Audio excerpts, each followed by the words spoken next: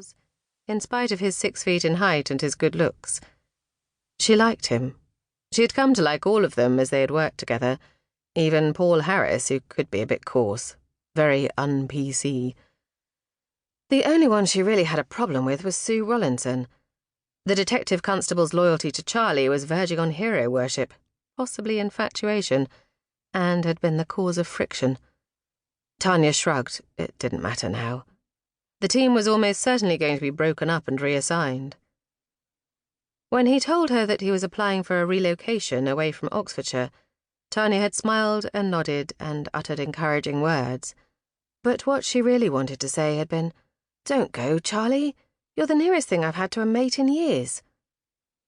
She'd had no choice but to bite back the words. He was ambitious, and she recognized the drive, the greed for success. She had it in spades herself. She was driven by the need to do well, and if he believed, as he obviously did, that his progression towards one of the top jobs in the police force meant that he had to move away, then that was his right, and his choice. She was going to miss him.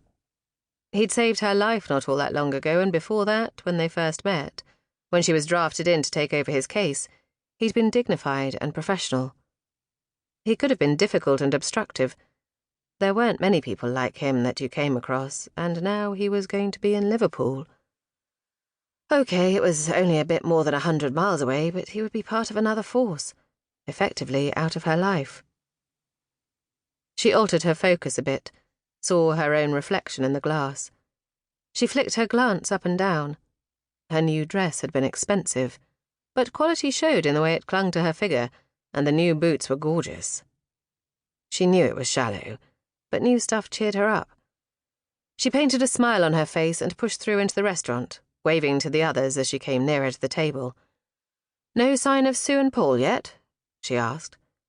Charlie had stood to kiss her cheek, a familiarity allowable now outside of work.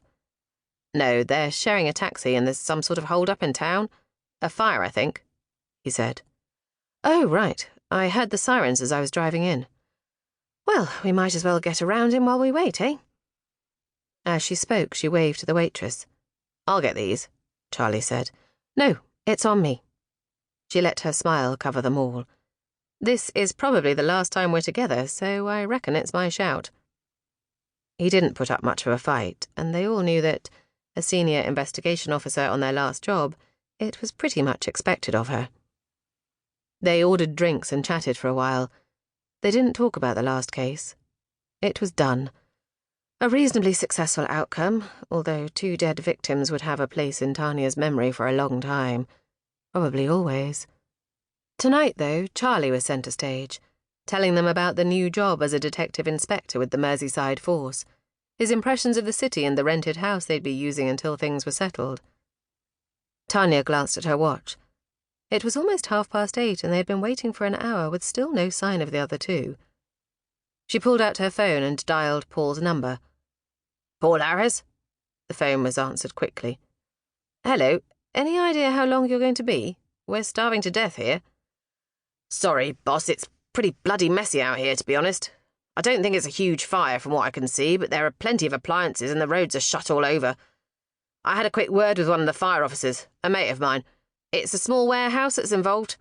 The main worry, apparently, is it spreading to other buildings.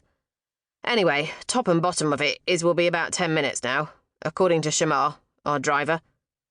"I'll get your drinks in ready. What are you having?"